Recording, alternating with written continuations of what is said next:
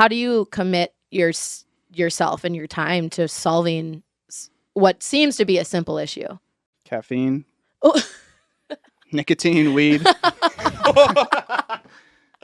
I mean, I told them to be honest, so. Hey everyone, welcome back to the Under One Roof podcast presented by Fifth Color. I'm here at Fifth Color Studios with Ashley and Pat. Hi. Hola. All right, we have a really exciting episode. We have two guests coming on later in the episode, and they're two developers from Fifth Color. So we're going to sit down, interview them, but first we'll dive into our topics. Let's do it. All right. Oscar Meyer, a Kraft Heinz brand, gave away a lifetime supply of bacon on Tuesday, November 1st, as part of a new campaign celebrating World Vegan Day. So consumers were only eligible if they pledged to back off, which basically meant to abstain from eating bacon during the holiday. Their campaign creative included paid media that had blurred, censored, and removed bacon. The campaign is obviously meant to be ironic, and I wasn't sold on the campaign necessarily until I heard that the brand found that 53% of vegans leave their diets in pursuit of bacon. So it's another example of brands kind of leaning into that humor post COVID after this like heaviness and stuff that we saw in commercials. So what do you guys think about this campaign in general? I think it's great. I mean, it's almost making digs at vegans while also trying to convince them to cheat for bacon. So, I mean, the fact that it's twofold is pretty cool. And also, I mean, if you're not a vegan, you probably think this is pretty funny and you're getting a kick out of it. So I think it kind of works all around. It works for me because, like we said, over half of vegans would abandon their diets for bacon. And they also found that 62% of vegans agree that if they were to cheat, it would be for bacon. So I don't know what it is about bacon. Obviously, it's good. But I don't know what it is about bacon that vegans are so attracted to, apparently. It's like their cheat meat. But obviously the data is there to prove that the bacon temptation is there. And I will say, Oscar Meyer, like I don't think of, when I think of bacon, I think of more of like the Newskies. But maybe that's just because we're in Wisconsin and we're very like surrounded by good bacon. Did you just make that up? What? Cheat meat. Cheat meat? Cheat meat. Yeah, it's their cheat meat. What? I love that. I like that. I mean, I feel like you're the first person to ever say that. Oh, should I copyright it? Yeah, Oh, probably. Yeah. Yeah. What's Hey, your don't use it. yeah. All the vegans, what's your cheat meat? What's your cheat meat? I was a vegan once and I had a cheat meat. Once. Really? You're a vegan? Once. Yeah, it was very short lived. I too was a vegan for 2 days. What was your cheat meat? I didn't cheat, but I just ate so much bread. I was like, this can't be good for me. I don't like veggies that much, so I'm like, this just is not a good idea, Megan. Yep. And so I went back to, but I read a book. It was in college, and I read a book about the meat industry, more like focused on the red meat industry. But yeah, I was just like, ooh, this is just not fun to read. So I went vegan 2 whole days. Yeah, I watched a lot of Netflix documentaries. Like I just went on a binge and then I was like, I'm done. I'm not eating meat anymore. Right. Until 4th of July when I caved and I had a burger. 4th of July. Yo, when you try to scare yourself into being a vegan, it's not going to last long. I know. Yeah. You're just like trying to scare yourself, be like, oh, what they do to the animals, how they make the food. And then it's just like, man. Well, so I call it the cheat meat, but Oscar Meyer is calling it the gateway meat worth cheating for. So it's like, it's just kind of bad because it's obviously relates to like the gateway drug or whatever. But that's what they're calling bacon is the gateway meat. It really Back is, into, meat life. But I think it's humorous, like I said, because I'm not a vegan. But if I was, I'd be like all other vegans in the world and make it everyone's problem. Again, another thing you should copyright. What is meat life? Meat life. The meat, Back into the meat life chose me. Yeah. Being a vegan preacher, do not let the meat life take you Consume back. you. Right. Yeah. Do you think, though, in a way that this would like annoy some vegans? For sure. Oh, I'm sure they're probably disgusted by it in a way. I mean, if you're like, some vegans are very intense, I would say, and I would definitely think that they could probably get offended by this. But I think there are some that are just a little bit more loose and more so do it for the health benefits. Right. Like more lighthearted. Yeah. Yeah. Yeah, I mean, you have to offend someone. Anytime you do, that's a risk of doing a humor advertisement. So you're going to offend someone. It's just like, how are you offending them? What can they really say about this? Because really, they should just ignore it at the end of the day. because there's nothing they can do about it. Well, and it's funny too, because like technically, okay, so maybe you are offending vegans, but Oscar Meyer isn't targeting vegans in the first place. Right. It's like, yeah, if they decide to come back and eat meat, like sure, think of Oscar Meyer, but like if you really think about it, that is like the true definition of not their target. Right. Literally their enemy. Right. Yeah. And that's why this campaign is interesting, because they're trying to take someone that's not their target and make them their target. Yeah. Yeah. It's very unique. I appreciate Oscar Meyer though for this one reason. They are the sole reason I know how to spell baloney. Do you remember that commercial? No. BOLOGNA. Yeah. Oh, really? Oscar Meyer has his way with BOLONGA. No, you spelled it wrong. BOLOGNA. Yeah. Oh, such a complicated word. But I appreciate them for getting me close. Close to the word spelling right. it. That's so funny. Well, so Kraft Heinz and its brands have tried to use humor in many ways in this past year. Kraft recently launched its Where's the Mac campaign that called for customers to ask for Kraft mac and cheese to be added to McDonald's hamburgers. I don't know if you guys saw that, and then on top of it, we've talked about this previously, but Heinz Ketchup rolled out its Tomato Blood campaign. Obviously, we talked about that in a past podcast. So how do you guys think that these campaigns resonate with consumers using both humor and like national holidays to kind of like bring these brands and products to life? For like Kraft and Oscar Meyer, it's tough for them to just come out with like a new campaign because they're just such like a staple. Like their meat, their cheese, you don't really see like, who's their competitor, who's Kraft's biggest competitor. Probably some homegrown cheese in Wisconsin. So it's like they have to be like super creative. I really like the Kraft McDonald's one. I wonder if they already kind of have a deal in place, because I think it's kind of weird that they're only attacking McDonald's unless there was some prior talking, just fill out this.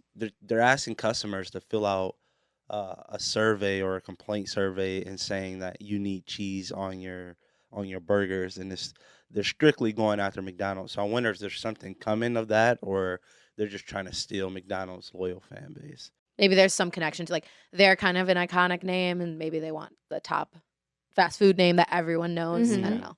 Maybe they tried their cheese on Burger King and was like, this is disgusting. Yeah. Yeah. Not doing that. It's really interesting that they're almost taking the approach of like calling people out to an extent, or calling out companies like McDonald's. I think that's kind of an interesting tactic to grab awareness. I mean, these campaigns are pretty simple in nature, really, but they're a little bit jarring. So I think that's what grabs people and catches their attention. Yeah, definitely. Almost like aggressive. Yeah. But that's kind of the humor that they're going for, is like that kind of over the top, something that makes you kind of like take a step back and be like, whoa, what? Mhm. Yep. But yeah, the bigger companies always get away with this because they Right. they have something to lose, but really not anything to lose. Like, Yeah. what is Oscar Meyer losing if this campaign doesn't work? And Yeah. and vegans get the last word. They're just like, okay, we'll just move on. yeah. Yeah. Just like, all right, we're entirely too big to fail, but this could be a good thing for them. Yeah. Also, so. Yeah, absolutely. All right, another Kraft Heinz campaign, just to keep on talking about it, that just absolutely shakes my brain. But Kraft Real Mayo has partnered with Juicy Couture to release a multi-channel campaign and fashion collab called the Smooth Lovers Collection. So the target here, very much millennials. I don't know if you guys know, but Juicy Couture peaked in the early 2000s. So the collab is meant to bring this sort of nostalgia with the themed velour tracksuit from Juicy Couture to these millennials. So this is Kraft's second condiment-based clothing line in recent years, believe it or not. And it's nodding to the growth of consumer interest in luxury goods, is what they say. So they're two top lovers of velvety smoothness, is what they're calling themselves, that velvety smoothness of mayo and the Juicy Couture tracksuit. And I have to ask you guys, we talk about breaking out of the box, but what are your thoughts on this campaign? I don't even know where the box is that they broke out of. Yeah. I really don't. And I mean, I technically kind of am the target of this campaign. I was thinking about you. yeah, like loved a velour tracksuit back in the day. Would have loved a Juicy Couture tracksuit. Yes. Now, no, not whatsoever. And like, I think they tried to find the loosest connection they possibly could. Like, what, velour is smooth and mayo is smooth? Right. It just makes no sense in my mind. Yeah. The two people that would, so if someone is going for the mayo or someone's going for the Juicy Couture line, nobody's going to find the other one through the other one. It's either I'm here for the mayo, I'm here for the clothing line. So I really don't get the connection. The only thing I could think of is like trying to be ahead of like a fashion curve and thinking like, hey, if people go back to this style, because we're now in the recycling style phase as far as clothes, right? We went from all these tight clothes to, you know, being tight as possible to now going back to like what our mom and dads wore. So we're going back, and then maybe they think, let's jump ahead of the curve and get what the last generation wore and see if it works. I do not see this working. This is one of like the rare campaigns that I can't even find a way to stick up for. It just like does not work whatsoever. Who's gonna buy that outfit? Well, so here's my thing. So I agree, but here's my thing. I think that almost the millennial target that they're trying to target with that nostalgia, like I actually think it's the Gen Zs, because we didn't really get, we were at the end of the juicy sweatsuits. And so now we're almost, like you said, Pat, recycling that. And if we, like, if I were to go to Goodwill and find a juicy tracksuit, like I would buy it just because it's like, oh my gosh, it's like trendy. It's coming back. It's not coming back, but it is in a way. It's like you kind of are trendy if you wear it. But we were at the end of that. So that's how I feel about the tracksuit. My disconnect is the mayo. Do you guys know anyone passionate about mayo? No. I know people who are really passionate about ranch. I love mayo. Really? And like, Really? Love it. I can eat it plain. what? You're like, I shouldn't have said that. See, okay, I know people really passionate about ranch, which is not fair because it's mayo based, and I get that there's like a connection, but people are like more, I feel like, open to being like, I'm obsessed with ranch than like I'm obsessed with mayo. But I apparently there are. So there are like mayo enthusiasts. Well, so maybe then it works. But I was like, if they did this tracksuit with ranch, I feel like it would click better. Still, I don't care what condiment it is. I just cannot tie it back to a clothing line. Yeah. Like, it's crazy. Yeah. Unless you say, like, you know, if you buy, I don't know, a certain amount of mayo a year, then you qualify for, you know, merch. Yeah, for merch. Get the merch. Or something. Not like, you know, these suits are $150. Yeah, Right. exactly. Well, so yeah, if you haven't seen these tracksuits yet, basically to give a little explanation, they're this like deep blue velour tracksuit with the word smooth where juicy usually is on the back of the pants. So basically, picture on the butt, it just says smooth. That is what you're wearing. And then the jacket says on the back, long live velvety. And then there's a white tube top that comes with it, and that's where it says Mayo Couture. And it's all in Juicy's font, which is like iconic. It's so iconic. So, and of course, it's all bedazzled. Like the words are all little stones bedazzled. But like you said, $150 currently available for pre-order on their landing page, which is, I thought this was interesting. It's all branded to Juicy's iconic like font. The whole webpage is Juicy. The only thing you would recognize is there's a tiny little Kraft mayo thing in the corner, but other than that, it's all Juicy branded. So I'm like, that one's kind of interesting because I don't know, maybe we talk a lot when you like merge acquisition, there's a thing called the stronger horse, and you back the stronger brand or the stronger name. And in this case, I'm like kind of looking at it the same. I'm like, interesting. Do they think Juicy in this case is the stronger win? Like people will buy this if they want a tracksuit rather than they just really like mayo. Yeah, you can't put mayo too, like, even though the mayo is the stronger product, you can't put too much mayo in when someone's searching for clothes. Like, if I get on a website and I see, you know, this big bottle of mayo next to, maybe they're selling their products right next to each other. I feel like those jumpsuits would be really good in a retirement home, though. Yeah. Maybe not the tube top. Yeah. Oh, yeah. I was just gonna say, I'm like, well, no. Maybe not that part, but Yeah. just the Right. But that's kind of my question is like, if you choose one, do you buy the tracksuit because you love Kraft mayo, or do you buy the tracksuit because you love Juicy Couture? Yeah, I don't know. I think the biggest thing they can do is just go find a celebrity influencer and it'll smooth all this over. Velvety smooth. Yeah, just like find like I don't know, Rihanna or something, and just be like, just please wear this, Yeah. so we can stop Just trying one to picture. stop trying to convince people about this mayo and Juicy Couture. We just want to sell this clothing line. We're gonna put this small mayo thing in here. Just wear it, okay? Yeah. Appreciate it. Thank you. Yeah. But kind of back to what you said, like it's one of those most ridiculous things that makes you stop and think like that makes no sense. But like you said, who cares if it fails? Who cares if they don't sell a single one of these? Exactly. Yeah. You know. All right. Sonic, fast food chain, just to talk about more food here, has taken a creative pivot in their latest advertising. So for years, Sonic drive-in ads have featured consumers in their cars, mainly because its car hop service has been a main point of differentiation from their fast food chains. So their new marketing efforts feature a father watching his son at a football game and kind of daydreaming about this Chop House cheeseburger. The shift comes after seeing a trend towards mental health and self-care and kind of this indulgence. And additionally, Sonic's CMO explained that Sonic's 3 marketing pillars are craving, oasis, and delights. If you're Sonic's CMO, how do you confidently make this marketing transition into something new for them?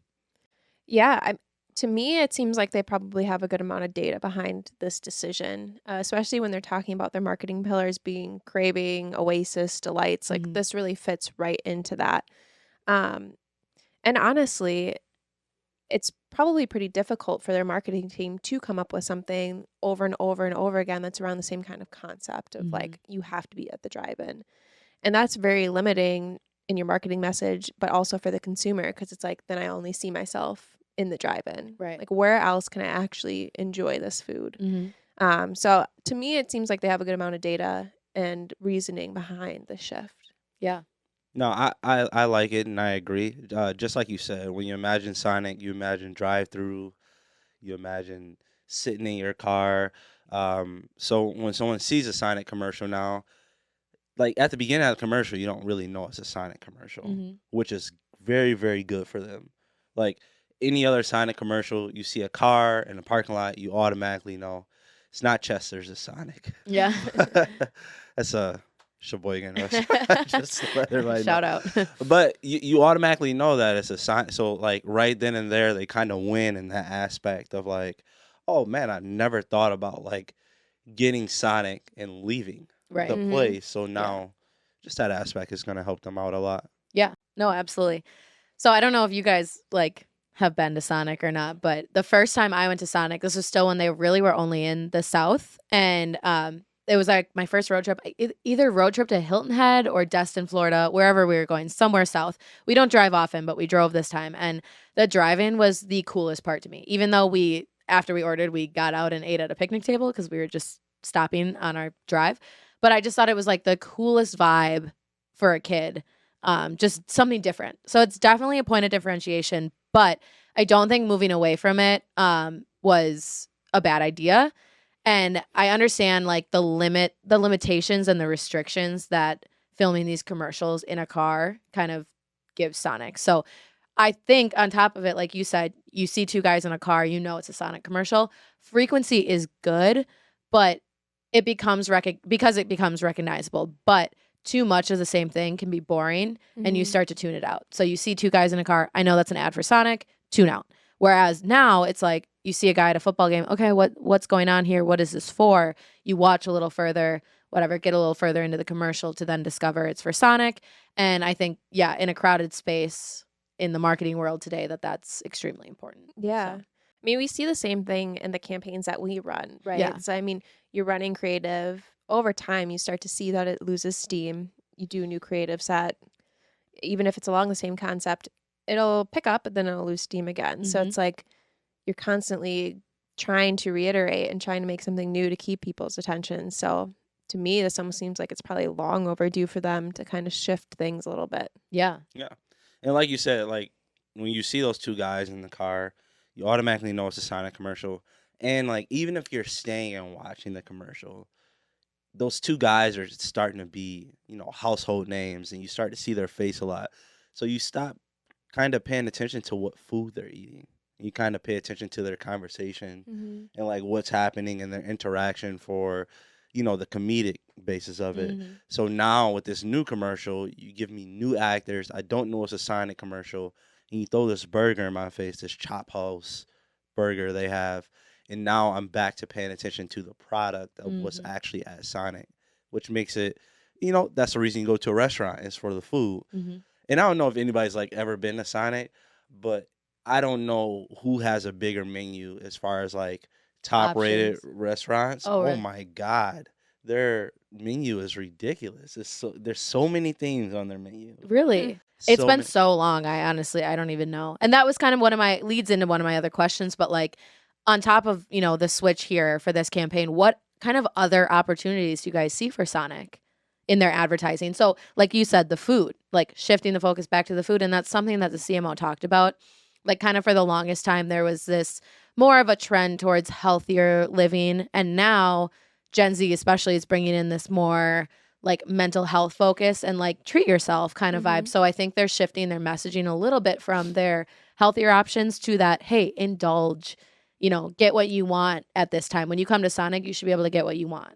That type of thing. Yeah, I think they also open themselves up to being a little bit more relatable. Like that campaign that we're talking about, to me, it was a lot more relatable than two guys just chilling in a car and joking. Like a lot of parents, families, they're not going to have time to go do the drive-in thing all the time. So it's nice to show other opportunities for them to quick grab something, go. Right. Yeah. And I also think that them isolating one burger, kind of I remember we talked about Burger King, and Burger King slimmed down their menu. And that's always been a really good thing about McDonald's, because you have your favorites, their menu slimmed down. So I think them isolating a burger and say, hey, this is a burger we're promoting, because usually when you watch a Sonic commercial, those two guys in the car, they have like 4 different items. Yeah. Like this guy has this slushie, he has this burger, he has this sandwich. And it's kind of like all over the place. This is my first time seeing them like really just say, hey, look at this burger. I don't know if they're going to slim down their menu, but they're also isolating one item, which can get people. Sometimes people just want to try. Sometimes it's more attractive than showing off your big menu. It's just like, oh, I got to try the Chop House burger. So now when I come here, I get here, that's the thing that I'm going to get. Right. And easier for the consumer to understand rather than try to comprehend all the items. Yeah, Exactly. for sure. All right. Real quick, just chatting about something that we learned this week. So Ashley, kick us off. Yeah, so I learned that there's a better chance of me making it into the 1% than I ever thought. Oh my gosh, that's so exciting. Yeah, so according to a recent study by a personal finance website, Smart Asset, an American family needed to earn $597,000 in 2021 to be in the top 1% nationally. So it's not even $1 million, which is crazy. So yeah, I'll never get there. But it's nice to know that I'm closer than I thought. Yeah. You never know. Yeah. That's exciting. Yeah. I mean, I like, we've been doing research on the 1% ultra high net worth and for a client of ours. And that I definitely dove into like how to get there, took a little aside and was like, okay, but like, what are these people doing? I'm curious too. Yeah. It's crazy to think about the small percentage of people that have that much money. Yeah. Because when you look at celebrities, it feels like there's so many celebrities and there's so many people that have money, but there's really not. Yeah. Because you know all of them. Also, the jump from 1% to the top 1% to the top 5% is crazy. The money drop, like, so you said around 500,000, so like $500,000. The drop to like 5% threshold is like 250. That's just wild. Wow. Yeah, like it's basically half. So it's like the 1% doubles from the 5%. Yeah, it's just wild. Wow. But the threshold. But yeah, I'm all about that money. All right, mine's a little different, and sadly, it's taking away my money. The typical tire lasts 50,000 miles, and mine only lasted 35,000. That's not my point, but it is sad that I do have to buy new tires way sooner than I That is sad. pictured. But my actual point is kind of another headline, but Lego is kind of putting their money where their mouth is. So they've always been saying that for years, kids have the ability to rebuild the world. That's like one of their slogans, basically. And so for this new holiday campaign that they're running this year, they actually let kids use their imaginations and create their latest holiday campaign. So they gave full creative control to children and then basically summarized their thoughts and like created this commercial. And it's awesome. It's so cute. It's a bunch of kids creating a Lego set, and then the Lego set kind of comes to life. And of course, who doesn't love a good celebrity, especially when it's Katy Perry singing Firework? She's included, and I don't know, I'm sure that was like a kid's input as well. Like, love Katy Perry, Firework. But yeah, so she kind of gets on this built thing that they built and singing Firework. It's very chaotic, but I'm super excited to see how it resonates with other kids because I think kids resonate with other kids. And I think it'll be fun to watch this holiday season as these like 30 and 60 second ads air. And I hope that Legos just skyrockets this holiday season. Yeah, that's super cute. It's adorable. Yeah. That was a really, really good commercial. Yeah. Did you watch the full? Like, there's a 3-minute version. Oh, no. I watched the 30-second. Okay. one. There's a full 3-minute version. She walks through, here's how holidays go. Pick up the gift. You hand it over, you open it, blah, blah, blah, kind of being like, it's so boring. What I want is this. And she like starts making the Legos and, oh, it's just crazy. It just goes off. There's so many things that's going on in that ad, just as far as like, there's an interracial couple, the kids mixed, then goes downstairs to play with her friends, which are diverse, almost like every color. Mm-hmm. Then it's like Katy Perry. So when you think of Katy Perry, you think of, for everybody, So Yeah. it's just like, it's just everywhere. And then like, if you're a kid watching that, you're just like, oh, if we built Legos in the basement together, we can come out and see it work in real life. Real life, yeah. So Yeah. it's a really, really good commercial. Love it. Mine has to do with podcasting. If you are a podcaster and you're looking for a way to market your podcast other than, the regular social medias, a good way to market your podcast is to find another podcast that's similar to your podcast and try to see if you can be a guest host or a guest star. Basically, with that, you're just leveraging their audience back to yours, and you can show that audience what you bring to the table, and shamelessly plug your podcast at the end or beginning or whatever you want.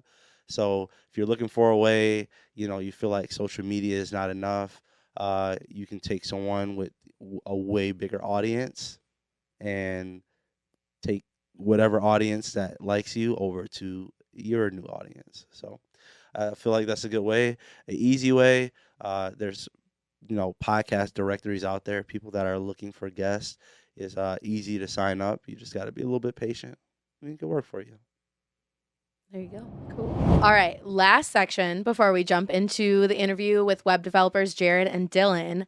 I heard these 2 questions this week, and I was like, I have to ask these in our podcast. So, number 1, what is a hot take that you have? And it can be about anything, but what's just a hot take you have? Ashley, go ahead. Whistling and humming are noise pollution. Wow. They bother me so much. And I know it's just people like enjoying their life, but I don't know. You would not want to be Pat's desk mate then. I swear, I like take my headphones out and all I hear is And you, all the time. and you know the song too, don't Yeah, you? it's always Yeah. something. I'm a little bit offended with the humming thing. We'll talk about it after the podcast. Yeah. But the whistling thing is crazy though. Yeah. For someone to walk around and whistle, first of all, you're a show off Yeah. Yep. because not many of us can Yeah, whistle. I can't. And it's really hard to find out what a person is whistling unless they're really good.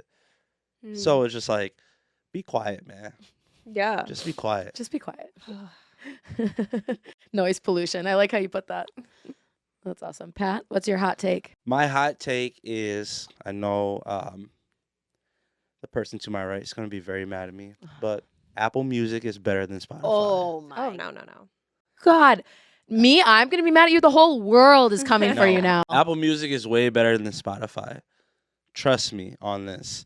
I have no evidence can't behind it. Trust you. You Don't- have no evidence. All right. It just is. All right. You Cut tell him me, off. Yeah. Cut him off. how is Spotify better than Apple Music? Okay. Do you ever feel really left out at the end of the year when you don't have a Spotify Wrapped and you can't figure out what you listen to all year, your top songs, your top artists, your top genres, and everyone does? Why does it sound like an ad? I could advertise. That was Spotify. like legit an ad. I like Apple Music because it's already on the iPhone. It's already there.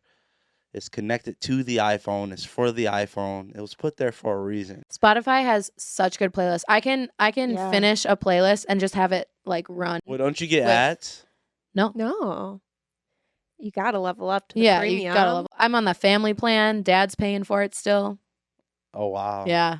I talked my dad into it. I'm like, you're gonna love this. I swear he uses it maybe once a month to listen to Bruce Springsteen. Oh, Yeah, God. yeah. So I talked him into it, and he's still rolling with it. So Yeah, I'm gonna still stick with Apple Music here. Way better. that is are a you hot take. Spotify too? Yeah.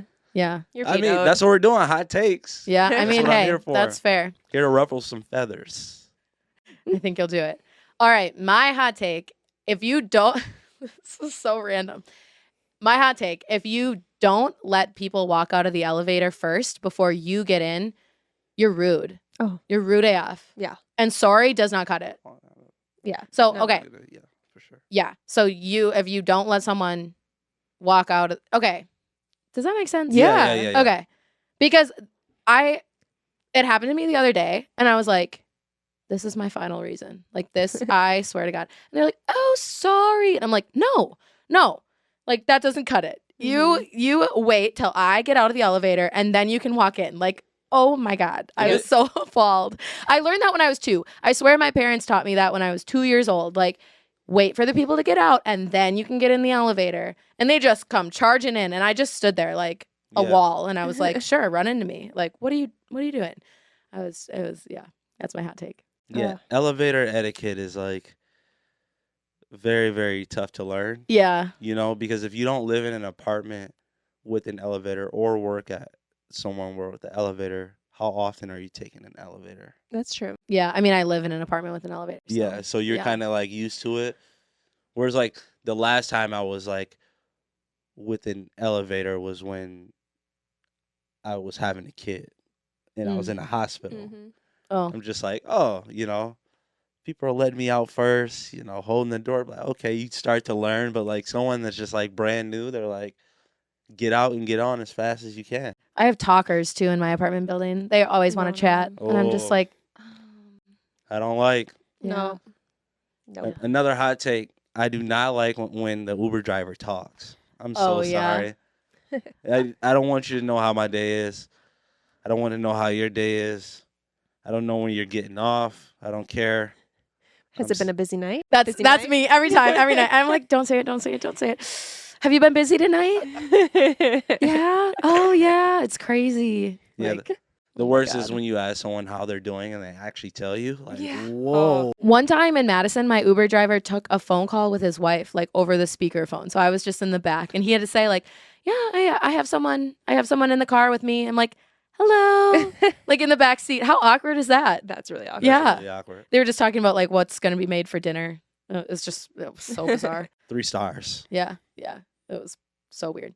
So okay, last question: what is a hot take that you had, but maybe you don't have anymore? Like you really you take it back. Yeah. TikTok is the worst social platform created. I hated TikTok. Hated it. Like during COVID. Yeah. When Yeah. it first really got big. Did not like it. Yeah. Now I love it. Did the user experience or just the content? I think just the content Yeah. and the concept. I think like my perception of it was just like a bunch of kids dancing. And I'm like, this is so dumb. Mm-hmm. So The content's definitely changed a lot. yeah. It went from everyone dancing and either dancing or trying to create a new dance to like the most relatable content Mhm. in American history. Mm-hmm. Like by far. You could literally find whatever you're doing. If you make bathtubs and sinks, there's a TikTok community for that. There's literally a community for everything. So Yeah. And just how quickly like you can get immersed in those algorithms is Right. crazy. Yeah, and they really figure out what you like and what you don't. Yeah, Mhm. stuff like that. Yeah. Definitely. I don't really have one. I'd say the biggest one I had was that before I started working in like the business world, I hated buzzwords. I still don't love buzzwords and the low hanging fruit and like those the office talk. I still don't like it. But once you're in the world, I understand it because Mhm. it's a little bit like a vernacular. It's a little bit like regional different. So it's like, in the South, they say words that we don't use or whatever. Even, from the US to the UK, they have different words than we do. That honestly applies to office. There's a corporate jargon and a knot that you don't really understand until you're in the world. And then Mhm. now I understand when people use it. And so I'm a little more understanding. But my hot take before was like, if you use it, you don't sound smart. You sound like a robot. That was my hot take before. Yeah, I could see that. Mm-hmm. Okay, my hot take that I had before was I used to hate would you rather's so much. And now that's all you do. That's all I do now. Speaking of would you rather's, Yeah. Oh, boy. Oh no. would you rather have to park 3 miles away from work every day and have to walk the rest of the way, or work every Saturday for the rest of the year? Oh, I would walk 3 miles. 3 miles. You walk 3 miles to Uh-huh. work? Yeah. Yeah. I'd basically walk a mile and a half to class. So Yeah. Yeah. in Madison. So I love walking. I do too. Okay. Put a little podcast on. I also love my Saturdays. So. Yeah. I love my Saturdays. I think that's why, yeah. Okay. I probably work every Saturday for the rest of the year. I guess there's not that many left. Well, yeah. Ah. If you're talking this is a rest of the trick year. question. Nope. Gotcha. I think I won that one. You got People aren't one. gonna like that one. No. People hate being tricked. Well, you didn't say I it was thinking- before. It's funny now we're getting some comments on our videos now, and I was thinking while we were talking about the elevator, I'm like, people are just gonna tell me to take the stairs. Yeah, that's true. Like that's what I'm thinking in my head. You should pick the walking Yeah. 3 miles, Megan. Right. They're like, get your butt up and work. Yeah. The worst thing about like YouTube is that they're full of like old men who like want to get to the solution as fast as possible. So if you complain about something, Yeah, it's they're like, oh, I just don't like the elevator. Well, just take the stairs. take the stairs. Who's and live this on the girl? 5th floor. Like, help. You Gen Zers. Yeah. Yep. It's like the Kim K thing. Get your butt up and work. Seems like nobody wants to work these days. That's true. All right. Well, thank you so much. We'll dive into our interview with Jared and Dylan. See ya. Wagwan. Tootles. What does that mean? All right. So here on the Under One Roof podcast, we take pride in having all the experts under one roof. So under one roof today, we have 2 in-house developers that we have at Fifth Colors. So I'm here with Dylan, our senior backend developer, and Jared, our director of web development. What's up, guys? Hello. Thanks for joining me. I'm so excited. Our first interview on the podcast, and I just have a few questions, kind of getting to know you guys and whatnot. So to get started, can you guys just tell me a little bit about your position here at Fifth Color and what types of projects you guys work on? Definitely, yeah. So I'm a backend developer, which means that I work on a lot of backend technologies and different server technologies, all that fun, really, heady kind of like Buzzword nebulous language, stuff. yeah. But I've also done a lot of front end web development too. I've learned a lot of that here. That's probably a good 50% of my job right now. So Sure. I just kind of flip between the two, and I've learned new things. I've got to grow, and that's Yeah. pretty cool. Full stack. Full stack. Full Yeah. stack. Yeah. What is, I mean, I don't even know what that means. Buzzword. Front end is very much like making the website pretty, correct? Like, if you will, like if you put it in dumb language. Sure, it's more, I mean, maybe Jared can speak to this better, but it's more of the thing that's facing the customer, facing the Okay. consumer, whoever out in the public. Mhm. That's usually the front end. And then the back end is the stuff that, all the gears and the different tubing, if you will, Okay. that runs in the background that you don't really care about as Sure. the person outside. That you wouldn't necessarily know about as the Right, consumer. Right, Okay. right. Sure. But you can appreciate it as a customer. So like Absolutely. back end obviously entails performance. Front end, it handles everything that the user actually sees and interacts with. That's exciting. Are you guys working on any like special projects right now? You don't have to say if like the client, but like anything that you guys are doing at the current moment that you want to touch on. Yeah, we're actually starting a website pretty soon with building a website that entails a lot of animals. Animals. It's pretty exciting. Whoa, excited is there for like that. animation that goes along with that? Probably or- not. Okay. Okay. But it would be cool. Yeah. But there'll yeah. be a lot of cute animals. Yeah. So So, like yeah. visually pleasant to see. Yes. I love Yeah. that. Love that. Visually warming. Right. Right. Is that mainly in the design, would you say, or like the photos that are supplied? For what part?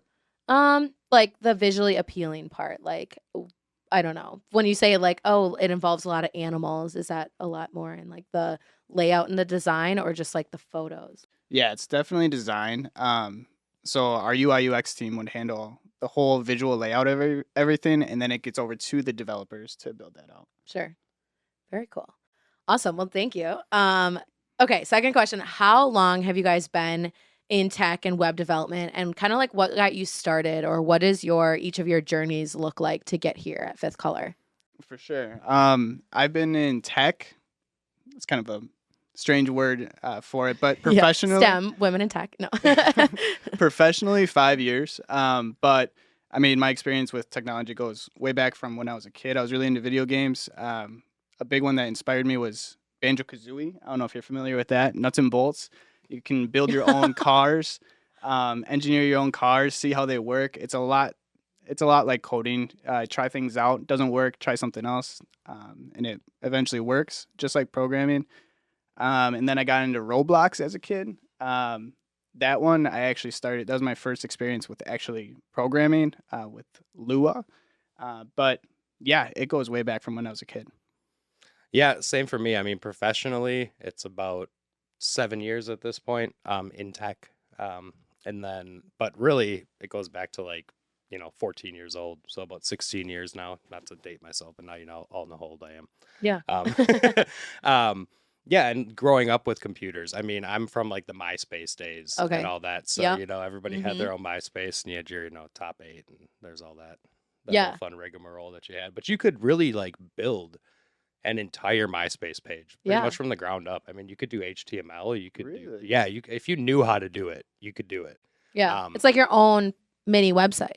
Yeah, Yeah. that's a really good way to put Right. it. Yeah. I never really used MySpace. I was a little after that, but I remember seeing like the profiles of my older cousins and that stuff like that. So it's cool though to be able to like express yourself in a website, but without really necessarily needing to know it. But like you said, I mean, if there's a bunch of different elements to add on, that's really cool. Yeah, some of them got a little crazy and over the top. I mean, you'd have like 4 different songs blaring at you at once. Sure, With, yes. like, all Oh, these that's right. crazy You'd things, get but- on the profile and it would like play a song. Yeah, yeah, Oh my yeah. God, that's And crazy. you could even have different animations, like if you're moving your cursor and you have things sprinkling down from it, all that. Wow. It depended how crazy you wanted to get with it. I wonder why Facebook got rid of that. Like that's so iconic. Yeah, probably because MySpace did it in a real kind of like quick and dirty way where Okay. it left a lot of security holes, Sure. left a lot of, a lot of dangerous Room little. for error. Yeah, well, yeah, and people to abuse the system as well. Sure. And steal information, that sort of thing. So Yeah. Could you write JavaScript on MySpace? that's a good question. I'm not sure about that one. Okay. I know you could do HTML markup, but I don't know about JavaScript. I suppose you probably could have done like a script tag and then written some JavaScript in there, and it probably would have just parsed it. Interesting. Yeah. So when it comes to kind of learning, development, coding, all the stuff that goes into your jobs here, what is like the biggest learning curve that you guys had as a web developer? And I know you guys are really self-taught, so if you want to kind of speak on that, like just working through so many problems. And I mean, at the end of the day, it's so much problem solving. So you can just speak on kind of the learning curve that you guys had, if any, as a web developer. Yeah, for me, well, web development, public-facing web development in the first place was kind of like a big learning curve for me. Mm-hmm. A lot of what I did was internal, kind of like in the company, making like different internal websites, that sort of thing that Sure. people just use for different tasks. But learning web development and more specifically responsiveness was Mhm. probably the biggest learning curve for me. I know it sounds silly to somebody maybe just listening casually that, Yeah. you want to make something look good on all different screen sizes. And yeah, of course you do. But Right. that's really difficult to do. Absolutely. It takes a lot of consideration, a lot of pre-planning, a lot of forward thinking to make sure you don't box yourself into a corner, and then you're frantically trying to find some way to make this work, Right. and then you just can't make the deliverable, look like it should, Yeah. and then you kind of get into a weird spot then. Right. And when you don't know how much goes into it, it seems like such a simple thing. It seems obvious, but it also seems like, well, yeah, just do it. Like, it doesn't seem like something that would require so much effort. But so that's amazing to hear that, like, I'm sure people learned something new today. I just learned something new. I don't mean to interrupt you, but the gold borders, Jared will know what I'm talking about when I say that. I mean, like, it's just these simple gold borders on an image. And you look at it, you're like, okay, cool, no problem. It'll take like 10 minutes. No, it didn't take 10 minutes. Let's just put it that way. Right. 3 hours. Oh my God. For some borders, yeah. So How do you sit there and work through a problem like that? Like, obviously, I'm sure you guys do get frustrated, but how do you commit yourself and your time to solving what seems to be a simple issue? Caffeine, Oh. nicotine, weed. I told them to be honest, so. yeah, caffeine. Having the espresso machine is definitely a big help, because I don't know where I'd be sometimes at like 3:00 in the afternoon, where your brain's just turned off and you still got some stuff to do. Yeah, just You fried. pop on over there. Yeah. Get a little Americano going. Yeah, and it kind of relates to any other field. You just get in the zone when you're working. It's a big thing with development. If you're not getting in the zone, and you're just kind of like half into it, your brain's kind of foggy, you're not going to get anything done. It makes a huge difference. Very true. Very true. Yeah, definitely. Jared, do you want to speak on any learning curves you experienced or anything you kind of thought about when you were teaching yourself all this stuff? For sure, yeah. It's a never-ending learning curve. If you're doing it right, you should always be learning, always trying something new, and it's hard to keep up with that, but it's really important. But the hardest learning curve I've had probably was initially learning JavaScript. First getting into development, I worked at a call center for a cable company. So it was in the billing department. So obviously cable companies are known for raising your bill. It was not a pleasant job. Mm-hmm. So that was my main motivation for learning how to develop. So then in between calls, I would just go on websites, take courses online to learn how to program. JavaScript was the hardest part. I took a course probably 3 different times on 3 different courses, and I just couldn't get the hang of it. And then I learned jQuery, which was a big stepping stone for me. It's like an easier version of JavaScript. Sure. Hey. But then that was a big stepping stone into learning JavaScript, and it really helped me out a lot. Dang, so you were just grinding between calls, like take a call, get yelled at, go learn JavaScript. Yeah, like take a call, get yelled, return to JavaScript. Yeah, it was bad. It was like, hi, thanks for calling company name. My name's Jared. How can I help you? And then screaming and screaming and screaming. And then it's always like you have to respond like, oh, I'm sorry to hear about that. Yeah. But what I can do. Yeah. And it's like, man, over and over and over. You hang up, beep, hi, thanks for calling Jared, over and over and over. So yeah, the slow days were when I could learn how to program and get out of there. So Yeah. the JavaScript is almost kind of like a reprieve in a way Yes, from all of 100%. It's like your safe haven. Yeah. Yes. Wow. You'll always have that to lean back on. That's awesome. I love it. Well, being self-taught, I can't imagine. I admire that so much. So real quick, can you guys explain kind of, there's a certain, I don't know what you call stereotype about the culture in tech. Je ne sais quoi. Yeah. Can you guys speak on kind of the culture in tech here at Fifth Color, but then also just like how important networking was to get here at Fifth Color in a job like this? Yeah, for sure. So at Fifth Color, development is it feels like it's on its own island. We obviously tie into everything else, marketing and design and everything. But what we do is just so much different. So we do have, like, I don't want to say our own clique, but the way we talk to each other is just like, it's our own language. Oh, definitely. almost. You have your own language, Yeah. 100%. Yeah. And then that expands outside of Fifth Color, of course, as well. Like, our humor is just completely different. Like, I could die laughing at something that other people would just be like, what? Yeah. But It's a regular occurrence for me, man, where I like find Yeah. something hilarious and It's mostly everybody's every just day. like, okay, I like that, or they don't even address it like that. It just goes right past. And it's like, Yes. all right, well, I found it funny. right. Yeah. Because something that took us, like, I don't know, 40 hours on one single thing, it would be turned into a joke and nobody would understand it. Right. But it would resonate with other developers. 100%. I remember when we were looking to expand our team, and you guys have a team outside of just YouTube, but when we were looking to expand our team, I was trying to think of like an ad for, okay, how do we do an ad for a web developer? And I like honestly spent a couple days like brainstorming, concepting ad ideas. And I was like, why am I doing this? I need to ask the web developers because what they think, like what would you guys want to see, if you were seeing an ad? And we ended up writing a whole ad in code. And it was like, one, it's kind of a test, do they understand it? Okay, then you should apply. But two, it's like, I would scroll right past that, but that's perfect because I'm not the target. So it works. But yeah, I remember being like, what was I doing? Like I needed to involve you guys way earlier than I did. So definitely something I learned very quickly also. So typical day to day, what would your day consist of here at Fifth Color? You come in and then what? Usually see what, well, you'll probably know what's on your plate, before you come in, but get your tasks in order, see what you have as far as like client work goes, work out your priorities and then do the work, write the code, grind. Yeah. Yeah. Exactly. Grind. Yeah. For sure. And for me, it used to be like I would have a single project at a time, work on it 8 hours a day, every single day. Yep. Sometimes more than 8 hours. But now that we're growing and we get a lot more clients, a lot bigger projects that last a lot longer, it's like jumping between like 3 to 5 projects every single day, Right. which is very fast paced and very fun. Yeah. in my opinion. Keeps it more interesting. Yes. Yeah. Very true. All right. If 2 more questions for you guys, they should be a little fun. If someone This has been wanted fun so far. I don't know what Okay, good. I'm so glad. I'm learning so much. I feel like this is for me, if anything. So this is great. Okay, if somebody wanted to drop everything today and become a web developer, what kind of advice would you give them?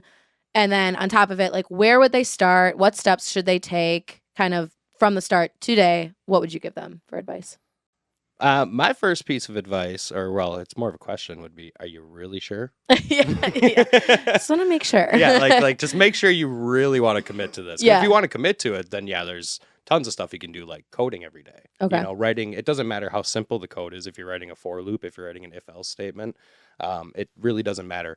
Write code. CodePen.io is a really good place to go to. Not like trying to promote them or anything. Sponsored like by that, no. because they just have like a little in-browser coding environment that you can just write stuff in. And, just write code, fail, get frustrated, try to do things that you haven't done before, challenge yourself, of course, and definitely share with other people who are like you, who are either in that professional niche, or people who think like you do. Share those ideas with them, bounce it off of them, see what they think, get their input, use that to better your mind state. Yeah. With whatever you're currently working on, and get to the most efficient and appropriate solution. Sure. I would say don't drop everything. Start slow. Yes, 100%. Because it's a lot different than what most people will think it is getting into it. And you can find out pretty quickly, I'd say with like 5 to 10 hours, if you do want to continue doing it. If you do want to continue learning after 5 to 10 hours, then it's definitely for you. You should definitely keep trying. Another piece of advice, like Dylan was saying, get connected with other people, but don't compare yourself. Compare yourself to any other developers out there. There's going to be people, there's so many different coding languages, so many different kinds of programming.